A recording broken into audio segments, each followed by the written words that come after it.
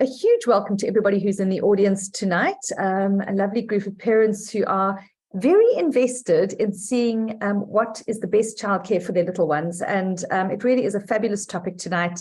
We're going to probably be about 35 minutes of me talking, and then I'll leave some time for question and answers so that we can make sure that we can cover off all of your questions and answers. Right, so let's have a look at who is in the audience. So the first question was, are you a PlaySense parent? So 21% or 20% of you are PlaySense parents. About 30% of you are interested in enrolling. You're not yet a PlaySense parent, but you are interested in enrolling. Some of you, 15%, have got little ones in another preschool, and 40% your little one is at home with you or a caregiver. Right, how old are your little ones? So almost 50% are below 18 months. So 12 to 18 months is 32%, and under 12 months is 16%. And then from 19 to 23 months is 21%. So that's who makes up the audience. When choosing a play school for your child, what is the single most important factor? Now, this is super fascinating because the number one factor that you guys are all prioritizing, for more than 50% of you, is small classes. And then second and third for Ty is lots of playtime and the teaching methodology, which are quite aligned, those two topics. And then, is it important that your child attends a preschool? The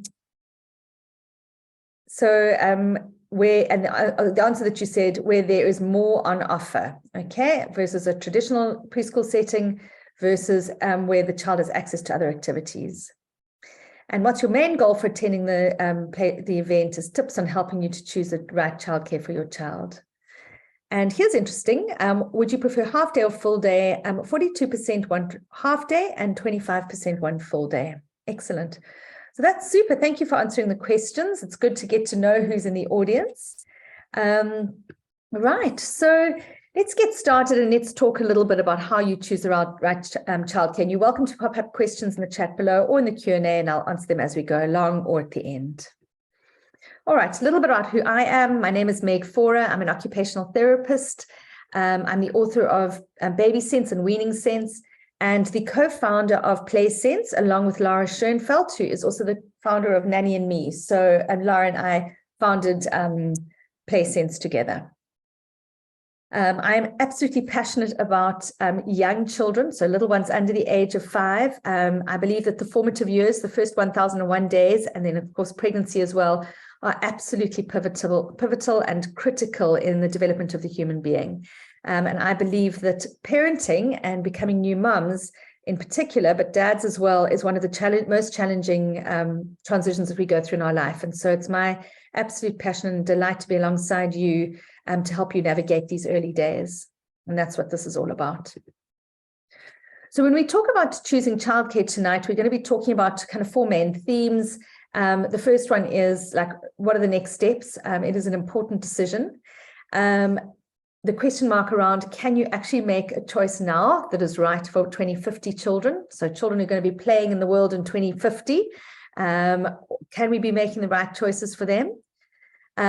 What are the 4 criteria in choosing the right childcare and education for your child?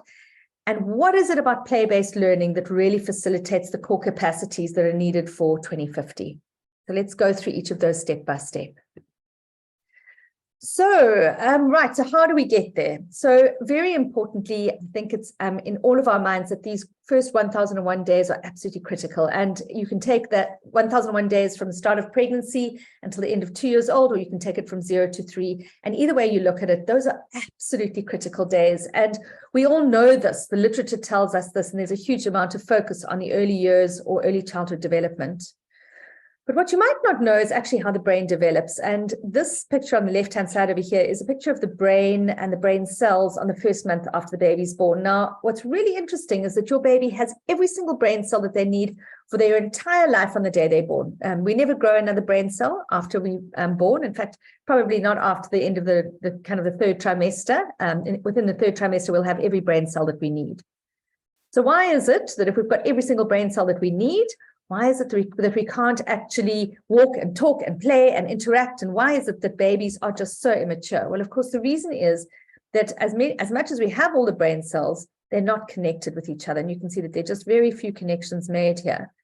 And a brain cell without connections is about as useful as an old-fashioned cell phone with no connectivity and no a cell chip and no ability to actually a cell phone connection and no ability to actually download apps. So if you had a phone like that, and if you did live through those phones in the 1990s, you'll know that they were actually pretty pointless and very useless. The thing that made those cell phones useful is connectivity. And we all know that. We all need our Wi-Fi. What's the first question a teenager asks when they walk into a place? What's a Wi-Fi password? So we all need this connectivity. And this connectivity is exactly the same in the brain cells. Brain cells only come into their own, and they actually only become useful when they're connected, because when they're connected, they can start to perform their function.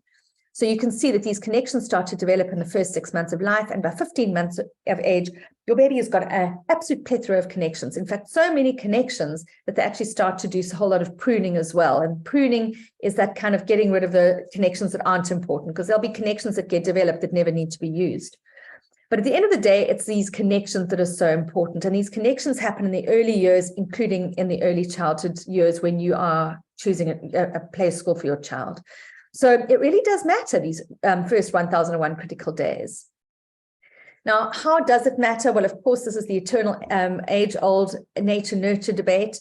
So you can say that the most important thing for the development of your child is their genetic base and how you nourish them in utero.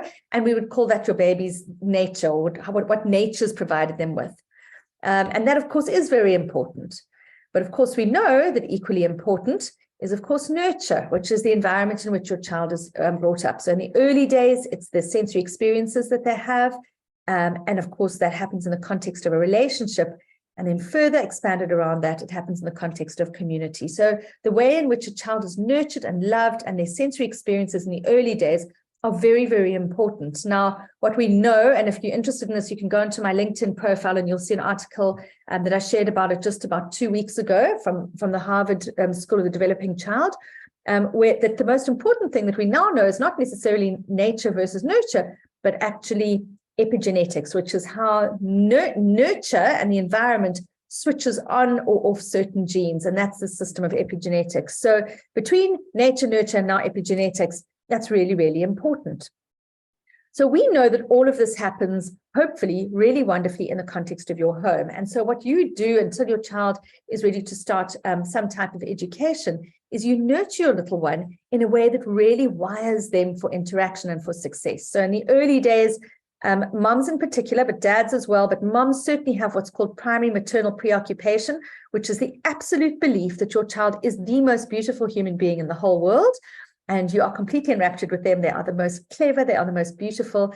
And of course, it's very important that we do that, because with this primary maternal preoccupation comes the sense of self within your little one, that they really feel that they are the center of the world, that they are so important. And it's very, very important for them to have to feel this. It's part of the development of self and of emotional stability and emotional connection.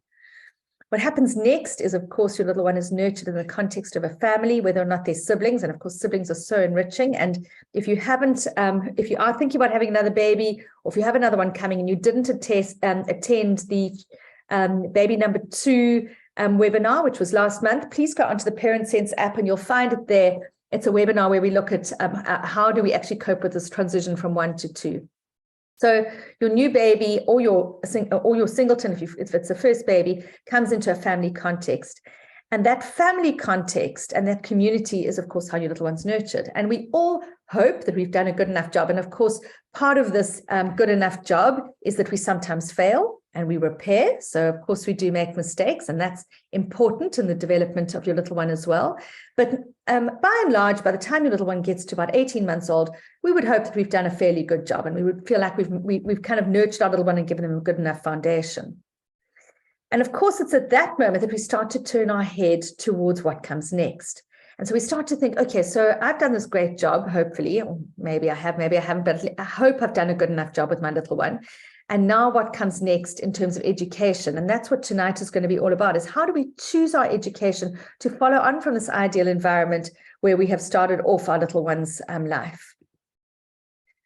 So when we start to look at that, and we're going to talk about, we've got this kind of this very early nurturing phase, and then of course we've got school, and then we're looking out to the future. And so before we start to look at school and choosing education systems, I want us to actually catapult forward to 2050, which quite unbelievably is the time at which most of your children are going to be entering the job market. I mean, isn't that a frightening thought, that those little ones who are born in 2023 are going to be entering the job market in around about 2048 or 2050? I mean, that's a crazy date.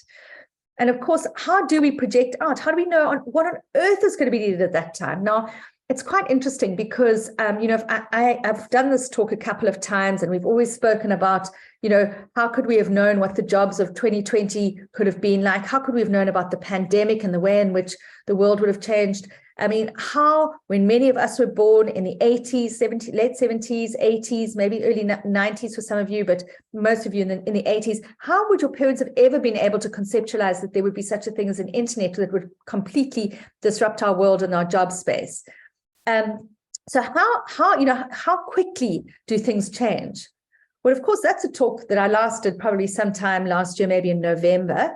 And at that point, I had very little sense that in just a month from then, or a couple of weeks from then, ChatGPT, as an example, would come out, completely disrupting the work world as we know it even further. And so from now until 2050, we can't even fathom how many more of these massive disruptive technologies and these disruptors, and maybe even another pandemic, could come along that changes the landscape for our little one. So it's very hard for us to project out to 2050 and know exactly what our little ones need. But I'm going to do a little bit of that today and have a look at what we believe your little one is probably going to need. So our world has changed. If you were born 3 generations ago, your child would, or if your child was born 3 generations ago, the most important thing would be that they were strong and healthy and could help in the fields. And of course, be able to work in order to assist us. And so child labor and children working was part and parcel of what children needed. And actually, to be intelligent and to be able to read was maybe not even such a priority for many of those, in many of those cultures and at that time. And of course, fast tracking through until the 1900s, where we kind of moved into a revolution where we were all very centralized in our workspaces. We had to move all in the same place, into the same direction. Of course, now we work from home, and that isn't always as important. And at that time, back in the 1900s, we had to have a lot of information in our heads. Our heads had to be able to be filled with information. And so education was very, very focused on making sure that information was conduited into brains. And that's, of course, where the traditional schooling system comes from. Get as many human beings as possible in a space, allowing their parents to work, because, of course, their parents were all going off to a workplace in a city. And there, in that space, we would conduit information out of books and out of teachers' brains into small human beings, and that would equip them for life. And of course, that was the way that learning was done. Rote, parrot fashion education. That was the way it was done, en masse. Now, of course, our world now is completely different. It really is. I mean, for many of us, we have a remote working situation. I mean, certainly PlaySense and all of my businesses are all remote, and actually have been pre-COVID as well. But that's the way that our teams work best. And there are many teams that do continue like that. But what has happened as we've gone forward is we've started to see the rise of certain core capacities that are much more important than holding information in our head. So if holding information in our head is not so important, what are the things that we know are very, very critically important for children of the future? Well, one of the projects that was done by Google a few years ago was a project called Project Oxygen. And they knew that they had a whole lot of fabulous leaders in their business, and they actually were cherry picking the absolute finest students in STEM skills out of all of the Ivy League universities. So they had the selector that would go and choose the kids with the best technology, maths, engineering skills, and they would bring them into Google. And then what they would find was that some of them would rise and be really successful, and others of them would fall by the wayside. And so they started to think, like, why is it that, I mean, we've sorted for these kids with using the same mechanism, looking for their STEM skills, but why is it that some fall by the wayside and the other ones rise up to the top? And so they got a whole lot of researchers involved, and they said, we're going to do a project called Project Oxygen, and we're going to have a look at what are those core capacities in those employees who really rose to the top. Like, what is it that we know are the most important things? And so what they found was this list of 8 core capacities. They said that in order to really rise to be the cream in the milk, so-called milk, a person needed to be a good coach, which of course includes being able to collaborate and to lead. They needed to be a team player, again, more collaboration. They need to have high levels of empathy. They need to be analytical, have high executive function, be a good communicator. They need to be able to support their team, have vision and strategy, and have good technical skills. But you'll see that it was only number 8 that needed with the focus on the technical skills. Everything else were what has been called core capacities. They're also known as soft skills. They're not things that can be taught in a classroom. And so that's why they're called soft skills, but there's nothing soft about them. These things are the things that really do make for successful human beings. Now, when I read this piece of research, I remember it was an early Saturday morning. I was lying in bed reading some research, and I jumped out of bed with so much excitement because literally just a couple of weeks before that, Lara and I had gone away to define the mandate for PlaySense. What were the most important things that we wanted our teachers to develop in our little ones? And this is what we came up with. So we came up with 5 core capacities that we believed were absolutely critical for us, and it's our mandate as PlaySense to actually transfer to your children. So the first one was that your children need to be able to collaborate really well. And we know that in order to be a team player, to be a leader, emotional connection and relatability is very, very important. So number 1, your children need to be able to exit their preschool program with strong collaboration skills. The second thing is that they need to be able to self-regulate very big emotions. And we're going to talk a lot more about self-regulation just now. It has been said to be one of the most important, if not the most important core capacity. And so we're going to focus quite a bit of time on it just now. The third thing that your child needs to exit preschool with before they go into formal education is executive function. And that's being able to join the dots and make connections. And if we look back over here, that's the vision and strategy piece and the analytical piece. So executive function is very important. Another thing that we wanted was what we called the super skills, which was made up of positivity and resilience, mental flexibility, and creativity. So these things are just critically important. And so we know that these are the things that an education system needs to, these are the boxes they need to tick. So I could end tonight's course and talk, and I could say to you, there you go, make sure that whatever you choose for your little one is going to include one of these, is going to include all of these 5 in their curriculum. Make sure that this is their mandate. This is the most important thing that's focused on, okay? But I'm not going to finish now because I'm going to tell you what to look for in a school to make sure that this is what they have. So how do we do this? How do we develop these core capacities? Well, the number one thing that holds the key to developing the core capacities in children under the age of 7 is play. It really, really is critically important. It holds the secret to the development of the core capacities needed for the future. And there is so much research coming out on this. If you're interested in the research on it, go and Google the Tennessee study. It's a Tennessee pre-K study. It was a study that was obviously done in Tennessee in the United States, where they took an education system and they wanted to see what was the absolute gold standard of education for little ones. And they put these little children from the state education system, who often came from quite disadvantaged backgrounds, they put them into the most incredible formal education system as little ones. So this is pre-K. This is when they are kind of 3 to 4 to 5 maybe years old, really, really little ones. And they gave them highly qualified teachers with a curriculum, tabletop activities, 8 hours of worksheets all day, and they pummeled them with academic information. They were going to be the strongest children in the Tennessee schooling system. And when they studied them a year later, they found that they were. So when they went into kindergarten, they were a lot stronger than the other children. So they really had managed to use their academic skills really well. Fast track to grade 3 and then further out to grade 6, the opposite happened. By grade 3, they had more evidence of learning disabilities and more dysfunctional behavior. And by grade 6, there was a significant percentage that had conduct disorders and learning disabilities. And when they looked back at what had gone wrong for these little ones, it had all gone wrong in the pre-K system. These little ones, it wasn't what they were taught that was the problem. It was what they didn't have time for anymore, and that was play. And so that's what we know. We know that a play-focused and play-based curriculum is probably one of the most important things that you need to look for when you are looking to embed these core capacities in your little one.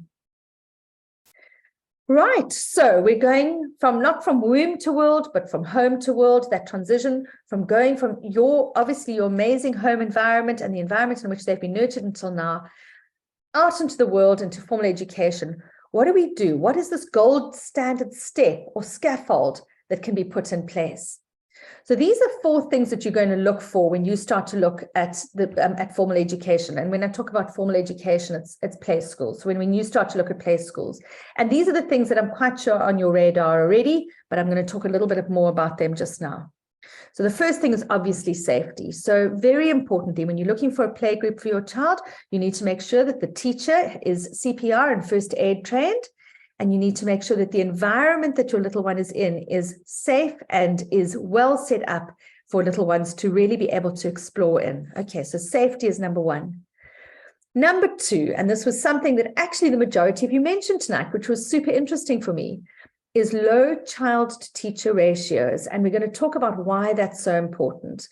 And that child-to-teacher ratio under the age of 4 is 6:1, and moving out to 8:1 as your little one hits 4 years old. So 6 children to 1 teacher until they're 4 years old, and at 4 years old and 5 years old, moving out to 8, and then 10 to 1, 10 children to 1 teacher.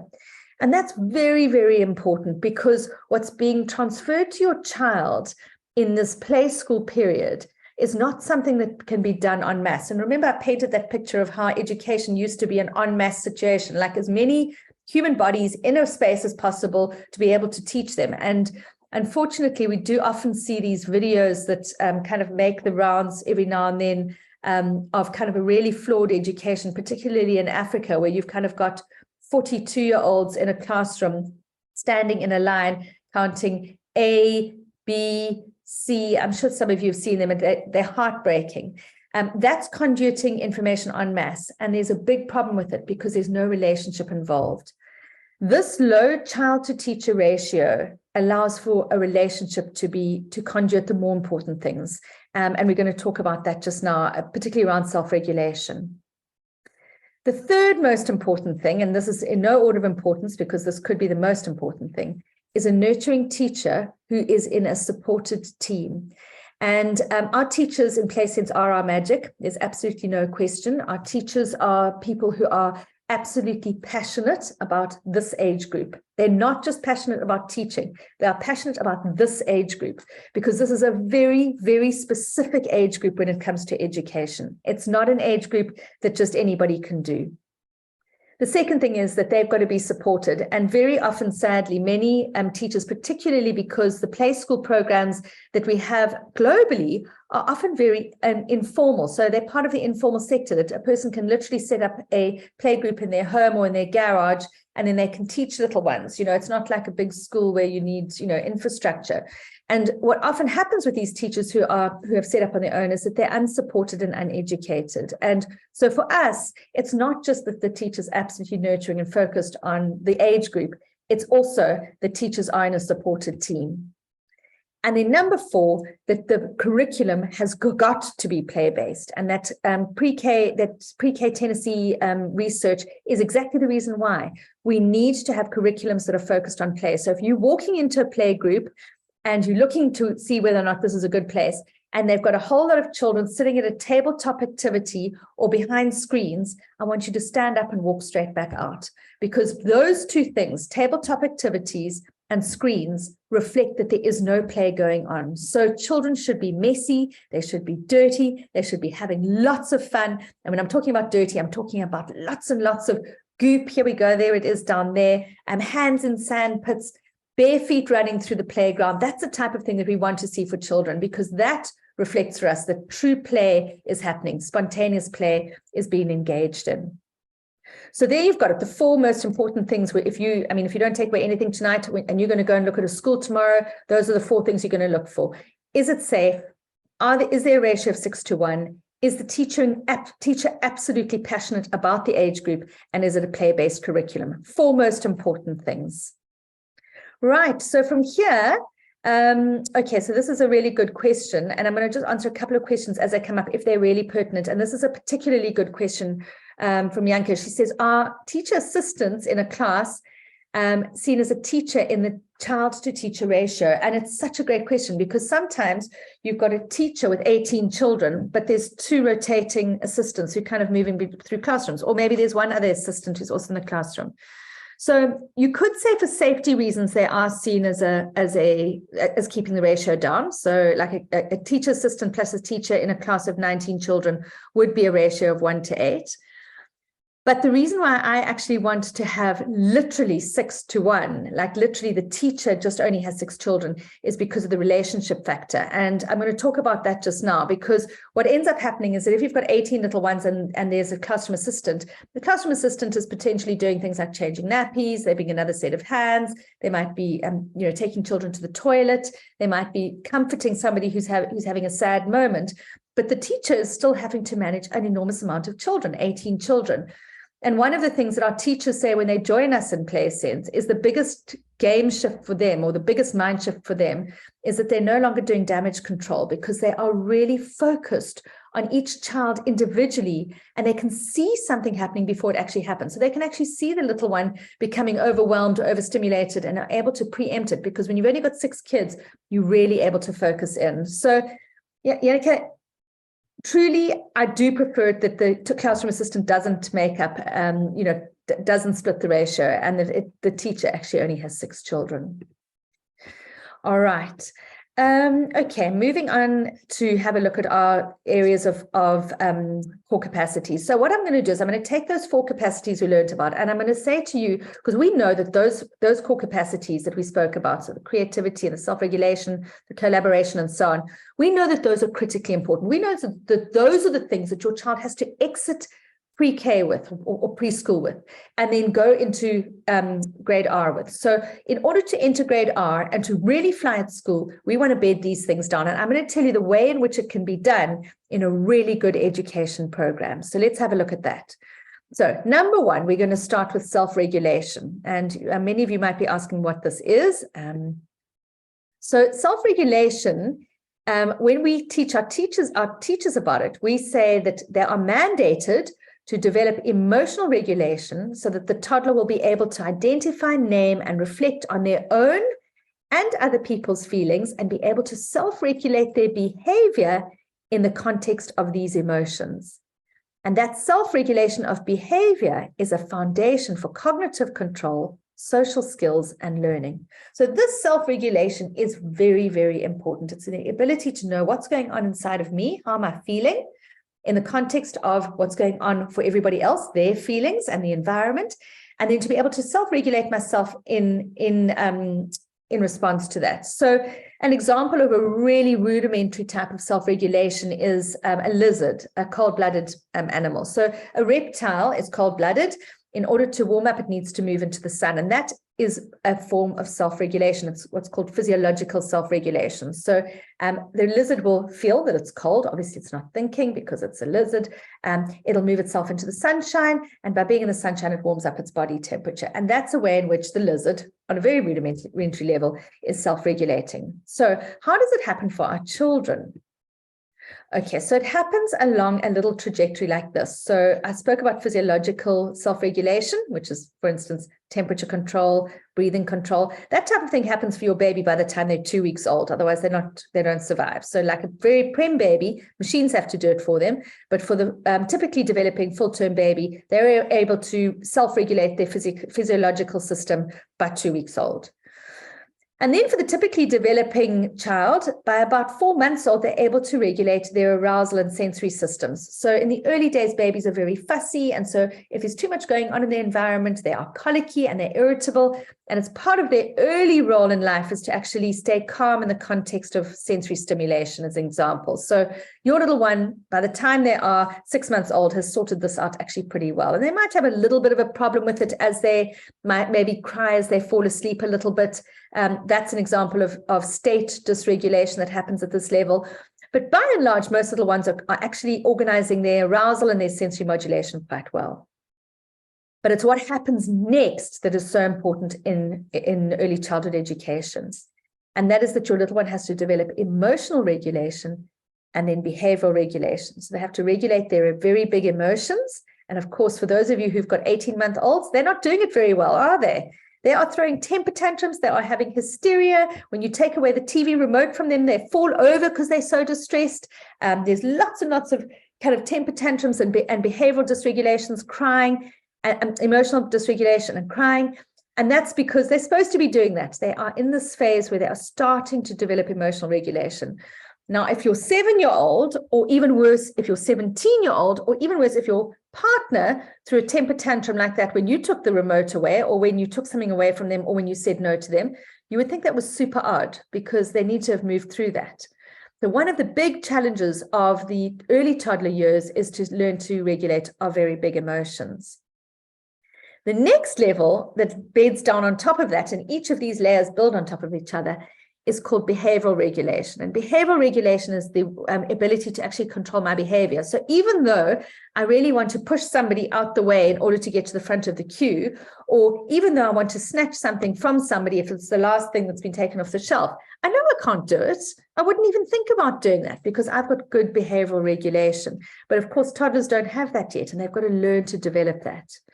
And that behavioral regulation, which can sometimes also be seen as delayed gratification, is the foundation for cognitive control. And cognitive control is the ability to actually control our attention span and the way in which we think and our executive functions. So cognitive control is very, very important for learning later on. So if you are wanting a child who academically succeeds, it's much less important for them to be able to recognize their colors at 2 years old or to be able to have high STEM skills at 4 years old than it is for them to be able to actually control their behavior and their emotions. That regulation beds down cognitive control for later on. And that's why it's so important. And that's why it's something that needs to be passed on in these early years in play school. So how do we do this? Okay, so in play, children learn to inhibit their impulsive behavior and follow rules, which transforms their behavior from being impulsive and spontaneous to mediated and voluntary. And children learn that through play. So let's see, how does this happen? Number one, it happens in small group context or one-to-one care. And that's because as a little one's about to snatch something, a teacher can see it happening and go, I know that you want that toy. So she reflects for the child what they want. And she says, but we can't snatch that toy from Johnny. We can't do that. So let's find another toy to share. And you can see in that moment, the teacher's actually taught the little one about self-regulation. And so that's why when we talk about small groups, why it can't be done when it's kind of 18 children to one. It needs to be done in very small group settings. The second thing that enhances self-regulation is rule-based play. Now, I'm not talking about rules and formal play that teachers put in place. I'm talking about little kiddies' rules. And little kids make the rules for each other. So, and you'll see it when they're playing imaginary play. That's if somebody breaks the rules, everybody else gets cross with them that they can't break the rules, So if they're all having to sit in a boat and pretend to row across, and somebody jumps out the boat and starts running around and goes and dances with the fairies, everyone else is going to tell them to come back because the rules of the game are that we're staying in the boat for now. And so these type of rule-based play that little ones embark on help them to adjust to pressures and to act in socially desirable ways. So it's part of behavioral regulation. Vygotsky, who was a Russian psychologist, said that language is the greatest tool of the mind. And it really is. Language is the way in which we self-regulate. So, I told you that story about the teacher who was witnessing the child who was going to take the toy away from the other child. And the teacher said, I know you want that toy, but we can't snatch the toy. Well, those words become the words that play out in a child's mind when the teacher's not around. And that's why it's so important that a teacher says it, or a parent in your case, actually tells the child the behavioral rules and norms, because those words that you give your child become the narrative that sits in their brain so that when you're not around, they've got tools of the mind that they can use. And that's the language that sits in their brain. Now, play has been shown to provide a powerful context for the development of language skills and vocabulary, which in turn supports self-regulation. So here we've got the progression.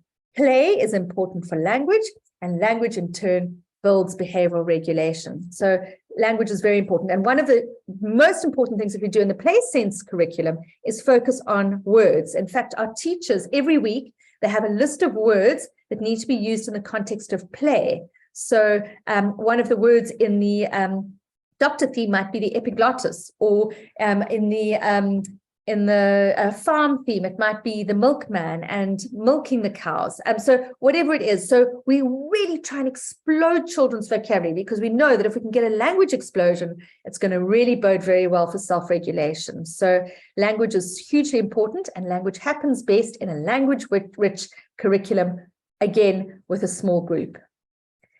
Another thing that builds self-regulation is frustrations. Now, if you've got an only child, and for those of you who've got a single child who's at home with you, let's say mom or dad has been able to take off the last 14 months of their child's life and being able to be with them 100%, what you'll find is that you actually pave the way to a fairly easy existence for your child, because you kind of, there's not another child to think about. There's not a whole lot of other children to think about. And so your whole world can revolve around your child. I know this. I had a firstborn as well. When your secondborn comes along, the world's not as easy for them, because they've got to wait. The firstborn has to wait a little bit because we're taking care of the newborn, or the newborn has to wait for their feed because we're busy seeing to our toddler who's about to throw themselves off a tree. And so these little frustrations and delays in responses, or actually saying, no, you can't have that now because your sibling, whatever, those little frustrations are very, very important. So play with siblings and play with peers, if you don't have siblings, is very important for the development of self-regulation, because it teaches little ones to delay their gratification and to actually manage their very big emotions. So we need social interaction. So one of the questions that always comes up in these talks is it okay if my child's just at home with me all the time and doesn't have any social interaction? And the answer to that question is, well, being at home with you is a fabulous place for your little one to be. But at some point from 18 months onwards, they do need social interaction, because it does create the opportunity for these frustrations. Doesn't have to be school. So for those of you who want to keep your little one at home with you and you want them not to go to school until they're maybe 4 years old and you want to homeschool them, that's fine, but make sure you've got play dates happening then. And the most important piece of the self-regulation piece is to have a co-regulator. And a co-regulator is an in-tune adult. It has to be an adult. It has to be somebody who's in tune, who can help the little one to read their signals and give them the narrative. And I spoke about that just now. Reading those signals as the little one's about to steal the toy, giving them the narrative of why they can't do it. And you do that, of course, at home.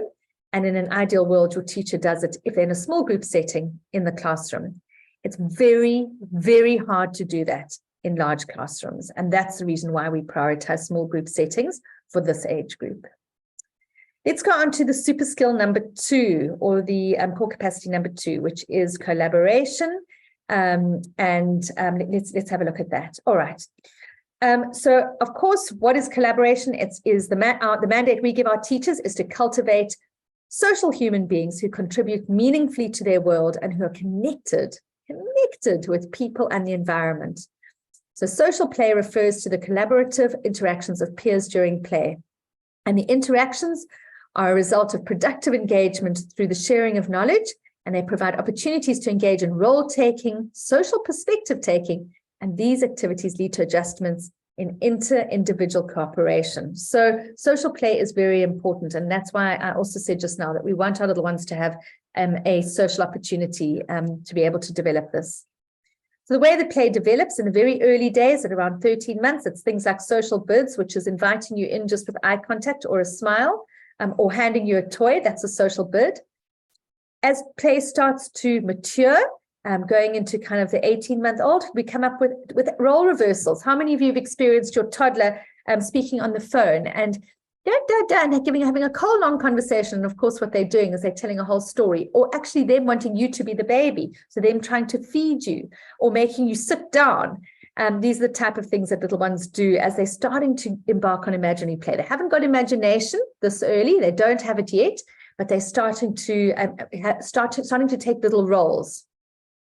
What happens next is pretend play, which happens at around about 18 months to 3 years old, where the little ones actually start to pretend to be something. And when pretend play happens, oh my gosh, the world opens up for them. Pretend play opens the gateway for language development, and it also helps them to occupy themselves. So for those of you who are finding your children are just always needing to be occupied by you, Well, they need imaginary play, and that's what we do for them at Play Sense. We make sure that imaginary play is a core piece of the curriculum so that you don't have to occupy your little one at home, because their imagination has taken over and they've now got an imaginary friend who they can play with as well. And then as we go on later on, and this can be from about 3.5 and then on into the 4-year-old and 5-year-old, you get meta play, which is when children actually discuss play. So today I'm going to be the teacher and you all need to be the children. And the rule of the game is that you need to all sit down and you mustn't talk, put your fingers on your mouth, and then that's how we're going to play. And I'll give you an activity to do. So you can see that children have actually planned out their play. They've given a whole structure to it. And then they go ahead and they actually play it. And that's meta play. And then halfway through meta play, somebody will say, okay, but it's not fair that you're still the teacher. I'm going to be the teacher now. And then these changing roles happen as well. So this type of, you can see this type of negotiation that happens through pretend play and meta play is very, very important for team playing and for being part of being a leader in a team. So if you cast your mind back to Project Oxygen and those very important core capacities that Google is now sorting for as they start to acquire people in their recruitment process, collaboration is absolutely key, because that's how we're going to pick our leaders. That's how we're going to pick our teams, that people who work well in teams.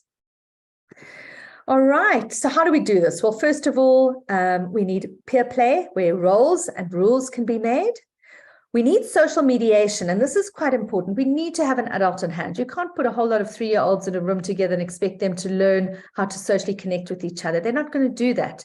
They need an adult who's going to be able to mediate for them, explain to them what the rules are, help them to navigate situations, and help them to be able to understand concepts like sharing. Sharing is caring. It's all very important little life rules that a little one learns through social mediation. And then, as I mentioned, imaginary play is absolutely key to developing collaboration as well. All right, moving on to our third core capacity, and that is creativity. Now, we all know that creativity is now absolutely the number one thing. We know that almost anything can be churned out by a bot. It can create illustrations for a book. It can create copy for an article. It can create so much. It can create code if you're a coder. So all of those pieces of actually putting together something are going to be taken over by robots. And this advent of AI, which is just so new for us. We're only 4 months into it. We're still busy working out exactly what it looks like for the future. But one of the things that it will never take away is creativity. And there was a wonderful lecture that was given by Jack Ma, the founder of Alibaba, a few years ago, and he's very involved in education. And he said that robots are going to take over the world. They're going to take over so many of the jobs. But the one piece they will never be able to do is that human creativity. So in order for a robot, for example, a bot or an AI a machine, to be able to illustrate a book, for example, a human being has to instruct it. A human being has to give it the idea of what it needs to be done. The ideation for what needs to be created has to come from the human being. And then the refinement has to come from the human being. And so this piece of creativity is critically important. And this doesn't mean that your child has to be a Mozart pianist or that your child has to be a fabulous artist, but it does mean that your child needs to be able to come up with an idea out of absolutely nothing. And that is critically important. So if your education system is not preparing your child for that, they are never going to succeed, which is why those 60 children lined up in a classroom learning A, B, C, and learning their pre-math skills are not going to make it in the world, because one of the number one things they need is creativity. So how are we going to give this to children? All right, so one of the mandates we give our teachers is to nurture the super senses, which is to inspire little ones to be intrinsically motivated. So they've got to want it from within themselves, to explore and master and learn from their world, and to be able to create. So how do we do this? So very importantly, if you're wanting to produce children who are creative, one of the first things is that you want to give them an open-ended activity. Okay, you don't want every activity to be completely closed-ended. And I see, as I say that this image over here, of course, is a very closed-ended activity, because every child's got exactly the same shaped mask. But you do want to have open-ended activities in which little ones are able to create their own things that don't look anything like what they were supposed to look like. And a good example of that is, of course, this picture over here, where they are coloring in their little pictures of their bodies. This is in one of our Play Sense groups, and they're doing it in their own way. So creativity needs to be an open-ended activity. And I'm sure that many of you love Lego. I don't know how many of you have got into adult Lego. I recently got into it. But there are two different types of Lego. There is a plot and plan Lego, in which you get a whole lot of rules, and this is how you're going to build it. And then there's open Lego, which is where you get to actually just create something of your own. And what we know about the outcomes of people who actually create their own structures is that they have way higher creativity when they're given tasks after having done that. And that was a study that was done a few years ago, looking at the outcome of giving students a task after they've done closed-ended Lego activities versus open-ended activities. So open-ended activities are very important. Blank slates are important, like asking questions, like what should we do today? Or what do you think we can do with this box? Is a fabulous blank slate. You know, what do you think this box is? And it's incredible. You ask your 3-year-old tomorrow, what do you think this box is? And you can't believe the things they come up with. This box is a boat. This box is a hat. This box is a building. And so giving little ones a blank slate is really fabulous. And by the way, when I talk about boxes is one of absolutely the best things that you can give your little one to really spur on creativity. And there it is, the most important equipment to have in a playroom, and you should go and have a look for this when you have a look at the little schools you're looking at, is neutral blocks. And here I'm just talking about little blocks that can be made into anything. They can be made into a train track. They can be made into a farm fence. They can be made into a telephone when you hold them by your ear. So neutral blocks, we have blocks in our schools that don't have colors on them even, because neutral blocks spur on creativity. Boxes, I've already mentioned, are absolutely vital. And of course, nature is fabulous. And then please do not be scared of boredom. Boredom is very important. When your little one says to you, I'm bored, celebrate. Fabulous. What shall we do when you're bored? What can we do? What do you think we can do today? And whatever you do, don't turn on the screen, because that kills creativity. And then finally, executive function. And so executive function is the CEO of the brain. It's the ability of their brain to actually set a goal, to plan how we're going to do it, to make a decision about what we're going to do, to prioritize certain things, to apply judgment to it, to problem solve, and then to reflect. Now, when your little one is playing a game and given an open-ended game to play, they actually do this. I mean, as little as 2 and 3 years old, we see this in our PlaySense program. So our teachers ask a lot of questions like, what can we do with this? Or what should we do if that happens? And children, the little ones, are incredible with setting goals, planning a method, and coming up with a way of solving a problem. So how do we do it? We do it through imaginary play. Our children get to plan their activities.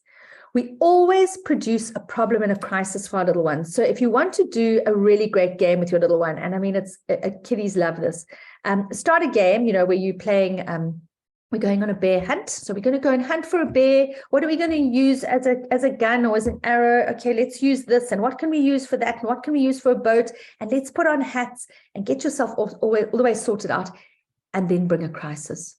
Uh-oh.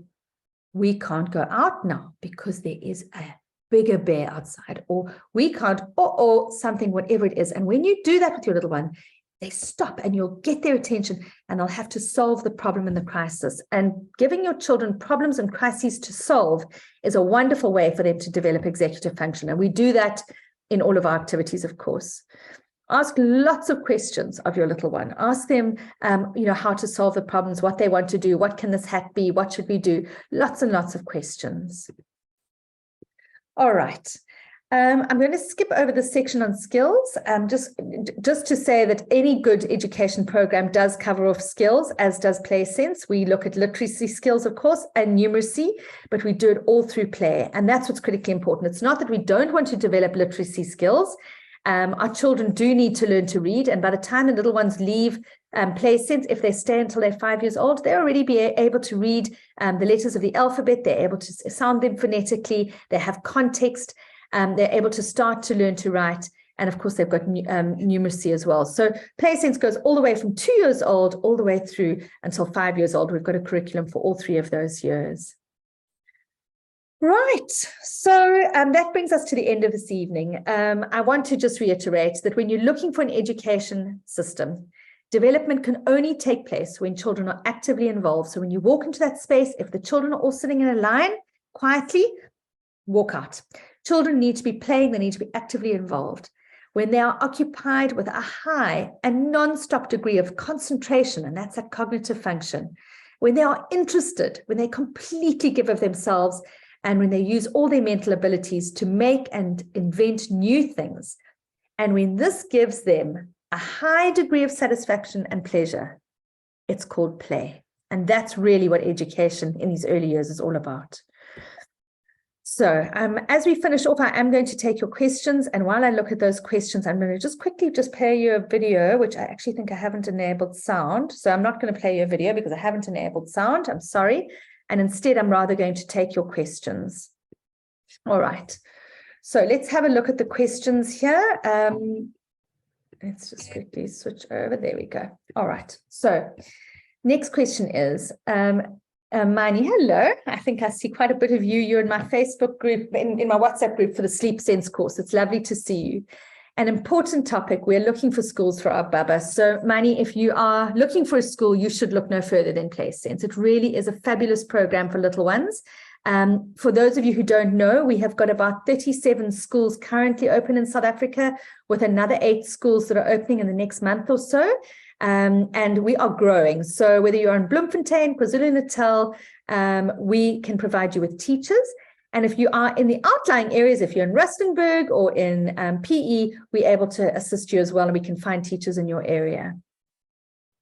All right, so a great question from the Scots. They said, what is a good disciplinary approach to expect from a school? I love this question. And I know when that question was asked, it was asked in reference to self-regulation. And the reason is, I know that you connected the dots between the fact that self-regulation and discipline are actually 2 pieces of a puzzle, or two pieces, 2 sides of a coin, shall I say.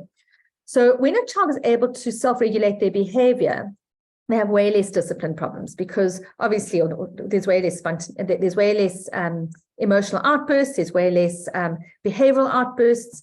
And so part of a very good disciplinary approach is not discipline so much as actually guidance and helping a little one to learn to self-regulate. Because if we help our little ones to self-regulate, we're not going to have those incidences of pushing our friend over in the playground or of hitting them over the head with a block, because we've already learned to self-regulate our behavior. So the first line of defense when it comes to discipline is self-regulation. When we talk about discipline, and for you, it is worth you going onto the Parent Sense app and going and having a look at our, there's a course there on positive boundaries and discipline. We have used the ABC approach, and the ABC approach is acknowledge the intent, A for acknowledge, B for give a boundary, you may not do that, and C, give a choice. And that's what all of our teachers use. So they are very focused on developing self-regulation as the first point of departure. And secondly, they use ABC, which is acknowledge, boundary, choice. So we do need boundaries, but we give choices. And then at the end of that, if there's still behavior issues, then you can have a look at something like a timeout space. And in Play Sense, we actually don't have timeout. We have the peace cushion. So little ones can go and sit on a thinking chair and think about it, and they can come out when they want, and they're ready to actually socially interact again. Rebecca asked who wrote the Play Sense curriculum. It was written by Lara Schoenfeld, and she is absolutely exceptional as an educator. She's fastidious about the pedagogy. She believes in play, fundamentally believes in play. She wrote initially the 2 to 3 curriculum, which then got extended into a 3 to 4 curriculum, which was an advanced curriculum. And most recently, we have now just launched the 4 to 5 curriculum, which is the school readiness curriculum. Bongiwe says, thank you. It is not a question, but I love the information. It's interesting. Thank you. Clear explanation. Pleasure. Taryn, how does play-based learning compare to Montessori? So we do compare ourselves to Montessori when our teachers are trained. There are aspects of Montessori that we don't believe are advantageous for little ones. Montessori was developed for a very specific time in the world. Maria Montessori lived after the Second World War, or maybe the First World War. It was a long time ago in the 1900s. And the education system was built for children at that time. And it was very, very progressive at the time. But our children are very different now. There are a couple of core differences that we have. The one is that we believe in guided play. So we actually guide children by scaffolding the development of language specifically. So we're super language focused. We scaffold development as opposed to allowing them to use their own, to kind of direct the play entirely themselves. So our children do direct the play and we guide the play. But there are other fundamental differences. And Taryn, if you do want to know more about that, we do actually have a talk on that as well, on how we differ from Montessori. Montessori is, of course, there's a lot of play in it as well, but there's also other activities that we wouldn't have in our curriculum. Steph says, how important is the language that is used in playgroup? I want to send my little one to a group with my minority language. What a great question in South Africa. Okay, so the language that a carer, and this is a parent, a primary caregiver, your domestic worker, or a teacher, the language that they use should be the language that is their home language. And that is because a whole lot of information gets passed on to a child in their home language. So that is the carer's home language. Having said that, little ones are incredible because they can learn multiple languages at the same time. Their brain is ripe for that. And so I always encourage children to have exposure to multiple languages if there are multiple languages in the home. So let's say, for instance, you have a nanny who's Afrikaans speaking and you are English speaking and your partner is Zulu speaking. In that context, I would be encouraging you all to use your mother tongue, to actually speak to your little one, because their brain is on fire for making connections. So if you want to send your little one to a group with a language that is not spoken in your home, that is absolutely fine. And in fact, they can pick up language super, super quickly. What's important is that the person who's actually doing the class is somebody who's engaging in their mother tongue and engaging with your little one. Right. Shamarie says, I'm based in Cape Town. Do I have any schools in Cape Town? Yes, we have got lots of schools in Cape Town. So what you can do is you can pop onto our Instagram page and you'll see at the top each of the different areas, Cape Town, Joburg, and so on. And they actually are stories, not stories, they are loaded onto our Instagram wall. And if you click on them, you'll see all the spaces that are available in the different groups. So, I mean, I could go on and have a look for you now, but go and have a look at it. And you can also go onto playsense.org and find schools through the website as well. So we've got lots of schools in Cape Town. Yanka, we want our little boy to start school this winter, October. He'll be 22 months then. Will he be able to join a PlaySense school, or do you only accept toddlers from 24 months? No, we definitely do accept them from 22 months onwards. Earlier than 22 months, we would only do in certain very specific conditions, but 22 months is the perfect age. Charisma said, hi, Meg, I was thinking of starting school for my son when he turns 2, but that'll be start of winter, painfully cold in Joburg. I was thinking of skipping school for now and starting in spring. Am I doing him a disservice? He socializes with our neighbors' kids and does play classes weekly. Not at all. Do exactly what you're doing. You can wait through until September, no problem at all. The fact that he's socializing with the neighbors' kids, he's got play classes and he's at home with you is absolutely spot on. Nicole says, when's the ideal time to send a toddler to school in terms of months? I would say at around about 22 to 24 months is a good time. But again, you can see the flexibility because, as Charisma said, she's not actually ready because it's going to be winter and it's going to be cold and she doesn't want to be doing that. So that's perfect. Jana says, are there any Afrikaans play groups or any English? There are Afrikaans groups. Our curriculum is in both languages. Unfortunately, only 2 languages so far. As soon as there's demand for another African language, we will definitely bring it in. But at the moment, the only African languages that we have, or the only South African languages that we have, are English and Afrikaans. But yes, there are Afrikaans groups. You just need to find one in your area. And then this is a question from Tiffany. She says, what about PlaySense groups that only have 2 children in the group? Isn't it more beneficial for children to be attending a group with more children? My little one will be 2 in starting. So your little one will be probably child number 2 in starting, or maybe aged 2 years old. So there's absolutely no problem with that. And in fact, a lot of our teachers, particularly at this time of year, like to have smaller groups. And the reason is that it eases little ones in. It helps them to learn to self-regulate a little bit quicker because the teachers are working with them one-on-one more than in big groups. And before you know it, your group will be full. So you'll have 6 kids by the end of the year for sure. And she said, also, what are the specific conditions for accepting children at 18 or 20 months? So it's dependent on a number of things. Sometimes we say they must bring a nanny with them so that their nanny would be able to kind of help them a little bit if they're battling with just, sometimes little ones need to have a little bit more focused attention at that age. But if you've got a group of already 1 or 2 little kiddies, then it's absolutely fine. Language is a big thing. The more words your little one's got, the sooner that they'll adjust quickly as well. So those are the type of things that we do look at, but the teachers generally make those decisions. All right. Okay. So Hein and Anne-Marie says, Meg, do you have a webinar or course on self-regulation? We do. We've got a whole course on self-regulation. What you need to do is, I think that it actually was built, I think, for teachers, but you can go and do it. Parents can do it as well. It is on our website. And I'm going to actually ask our team to send you the link for it tomorrow. So when you get an email follow-up after this tomorrow, I'll ask them to include that. And Hein and Anne-Marie also said, where can we see where the schools are? I'm going to pop a link into that emailer as well to make sure you can find those groups as well. So that brings us to the end of tonight. Thank you so much. It has been wonderful to be with you here today. The fact that you're here shows your real conscious intent to parent your little ones consciously, and that's so important. So you've given this incredible base at home. And now we'd love to be the people for you to hand them over to so that we can grow their wings and get them ready for the next phase of more formal education. So thank you for joining us, everybody, and good night.